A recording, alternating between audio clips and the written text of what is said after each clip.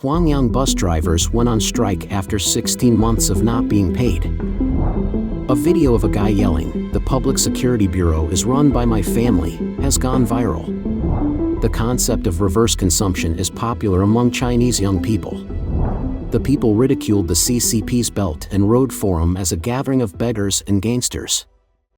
It's all covered in today's China Truths. Huangyang bus drivers went on strike after 16 months of not being paid.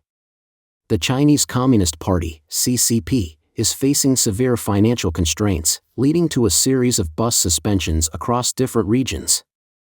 Recently, a video emerged online showcasing a strike by bus drivers in Huangyang District, Zhoukou City, and Hunan Province.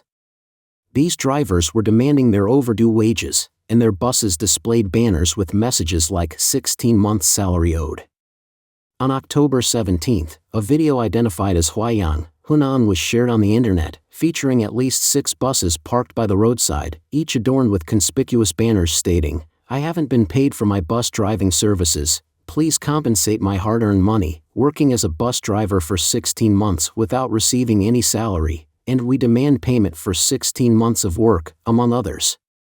According to publicly available information, Zhoukou Huangyang District Urban Public Transport Company, a wholly state-owned enterprise under the jurisdiction of the Huangyang government, was established in 2016 with a registered capital of 11.2 million yuan and had 144 insured personnel in 2022. In recent years, the CCP's financial crisis has had far-reaching consequences for public institutions, resulting in bus driver strikes and the theatrical suspension of bus company operations in various parts of China. In September of this year, news surfaced that the Lanzhou Urban Public Transport Group in Gansu Province had taken an unusual step by requiring its employees to essentially loan themselves to receive their salaries. In August of the same year, bus drivers in Taiyuan City, Shandong Province, went on strike to protest against their employer's failure to pay their wages for almost 5 months. In November 2021, bus drivers in Pingdingshan City, Hunan Province, also staged a strike due to unpaid wages stretching over 8 months. Furthermore, in August of this year, Hubei Province's Huangshi City Hongtai Public Bus Company, Limited faced severe financial troubles, while in July, Baoding City in Hebei Province attracted attention due to a bus service suspension incident. Official media outlets affiliated with the Chinese Communist Party reported in September that nearly 20 instances of bus service suspensions had occurred nationwide. These suspensions were typically attributed to financial constraints and operational challenges whenever local bus companies made such announcements.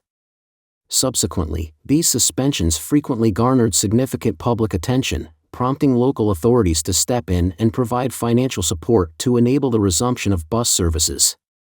There is speculation from external observers that these dramatic measures may stem from bus companies facing existential threats and attempting to leverage public sentiment to compel government intervention and financial assistance.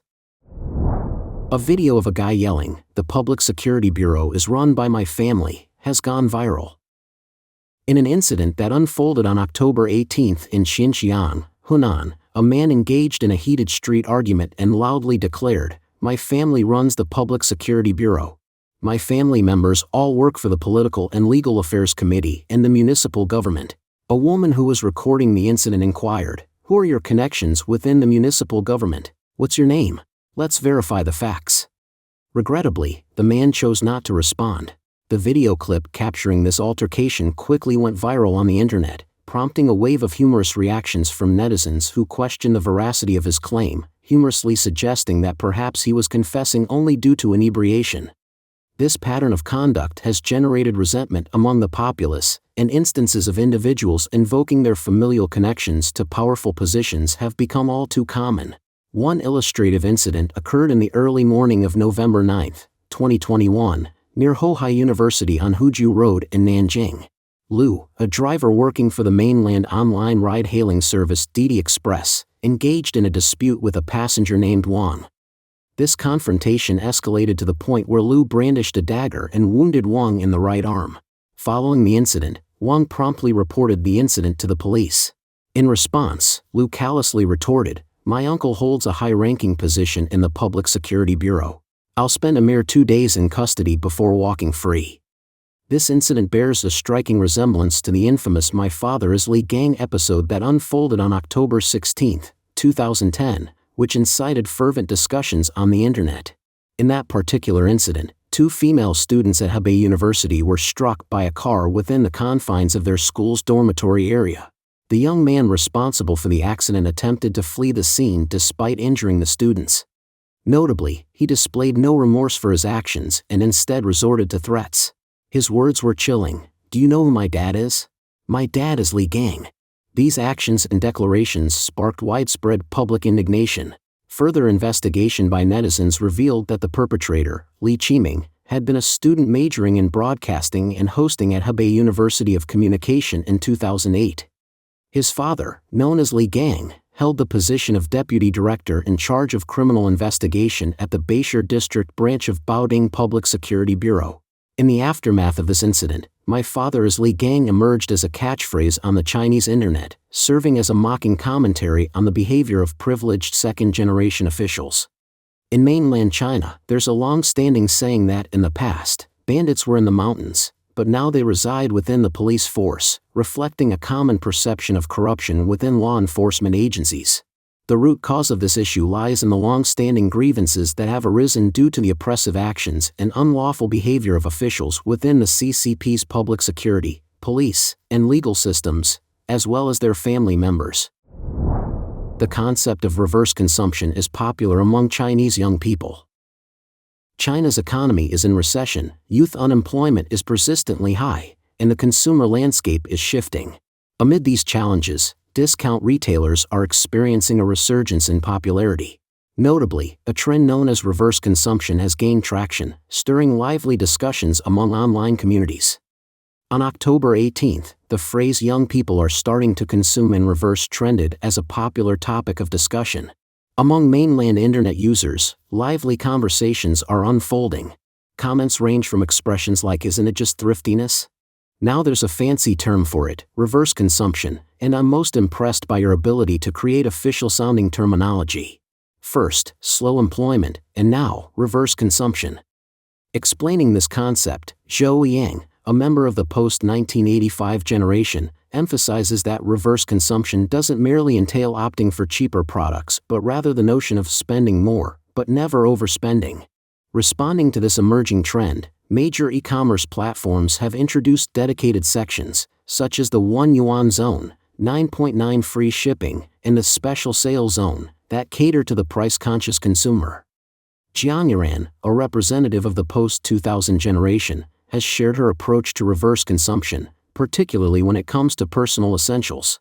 Her strategy involves favoring reputable big brands and purchasing trial-sized bottles from official flagship stores. For instance, she points out, you can acquire a trial-sized bottle of shampoo originally priced at over 40 yuan for approximately 20 yuan. One of the shoppers, Chen Sihan, belonging to the post-1995 generation, shared her perspective with the Sanchin Metropolis Daily as she hunted for bargains. "Take a look," she pointed out. "This 200-gram package of tiger skin chicken feet usually sells for about 25 yuan, yet it's available here for less than 20 yuan. And this sparkling water, which typically costs 8 yuan per bottle, is on sale for just 3.9 yuan. The quality and shelf life are perfectly fine. Why not save?" As the principles of reverse consumption guide their shopping decisions, discount retail platforms have surged in popularity among young consumers. Young shoppers are increasingly open to products nearing their expiration dates. For instance, the Meituan Maikai app's last-minute special offer allows customers to snag imported soda for a mere 1.5 yuan and order deli and bread blind boxes from the Food Cherish Magic Bag at half the regular price for evening pickup. Furthermore, young individuals embracing the philosophy of reverse consumption are increasingly gravitating towards senior institutions, partaking in activities such as dining at senior canteens that offer high-quality yet budget-friendly meals. They're also enrolling in cross-generational tour groups, displaying their interpretation of a retirement lifestyle on social platforms. The people ridiculed the CCP's Belt and Road Forum as a gathering of beggars and gangsters. The CCP hosted the Third Belt and Road International Cooperation Summit Forum in Beijing from October 17 to 18. According to mainland China media, the event featured speeches from Chinese Vice Premier Deng Xiaoxiang, Xi Jinping, Vladimir Putin, Kazakh President Tokayev, Joko Widodo of Indonesia, Alberto Fernandez of Argentina, Abiy Ahmed, the Prime Minister of Ethiopia, and United Nations Secretary-General Antonio Guterres. In comparison to previous iterations of the Belt and Road Forum, the number of foreign leaders in attendance notably dwindled, with a notable absence of major economic powers.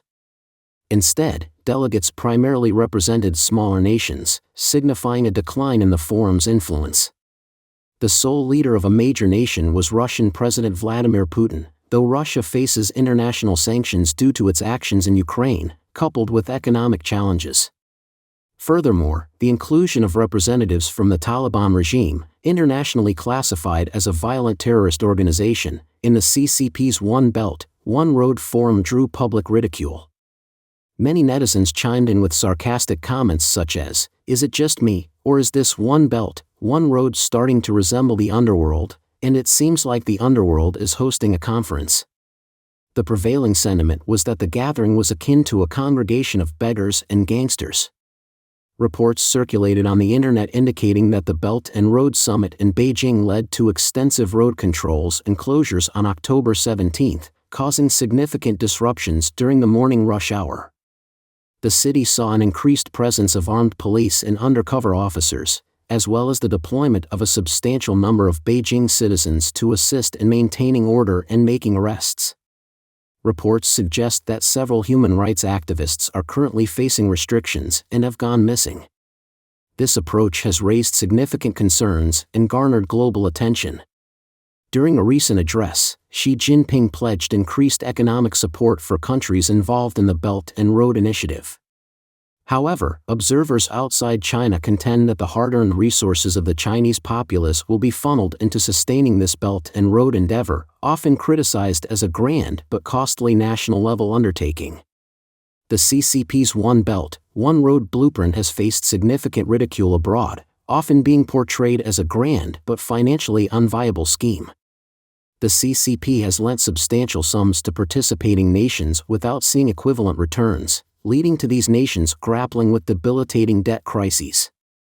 A notable example is Sri Lanka, which was compelled to lease the Hambantota port to a Chinese firm for an extended 99-year period due to its inability to repay a sizable CCP loan. Regrettably, the port remains underutilized, and the Chinese company that assumed control faces financial losses. Other projects, such as the Reen Naval Base in Cambodia, the China-Laos Railway in Laos, and the China-Pakistan Economic Corridor in Pakistan, also confront mounting debt concerns. In light of these financial challenges, there's growing speculation that several nations are on the brink of insolvency, rendering it essential for the CCP to restructure or forgive these debts. As China's economy contends with recessionary pressures, Xi Jinping, the proponent of the One Belt, One Road initiative, has adopted a more pragmatic stance, emphasizing a small but elegant approach. Xi Jinping emphasized the significance of expanding China's global engagement through the collaborative efforts of the Belt and Road Initiative. Looking ahead, China is committing to establishing a financing window with a total fund of 700 billion yuan, about $95.7 billion, for the next decade. Additionally, the Silk Road Fund will contribute an extra 80 billion yuan, about $10.936 billion, to support ongoing Belt and Road projects. However, it's worth noting that Indian Prime Minister Narendra Modi, in a previous address at the Shanghai Cooperation Organization, openly expressed skepticism about the One Belt, One Road initiative championed by the Chinese Communist Party, characterizing it as a form of aid-dependent infrastructure development. According to financial commentator Financial Cold Eyes, China's current economic constraints limit its ability to allocate as much capital as it once did, making small but elegant an expression of necessity. Moreover, many nations have become more discerning about the CCP's use of capital as a means of control, leading to a gradual erosion of the One Belt, One Road initiative's allure and prompting several countries to withdraw their support. Don't forget to leave a comment in the section below to share your opinions on today's topic with us. Make sure to like and subscribe to see more interesting topics from China Truths.